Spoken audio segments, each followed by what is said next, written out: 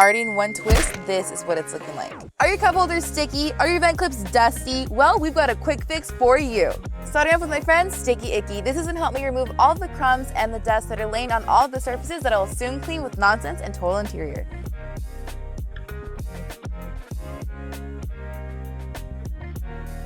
If you want to still keep using that same Sticky Icky, all you have to do is just twist and move all the surfaces. Now I'm going to go with Nonsense and my brush to help me get all the stains that are embedded in the cup holder.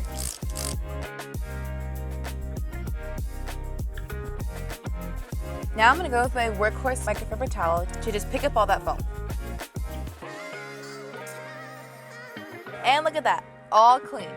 To clean the vents, I'm going to use my Total Interior and my blue workhorse microfiber towel. I never want to spray directly onto the surface, so I'll grab my towel and spray directly onto my towel. You can already see just by those folds, that's how much has already come out.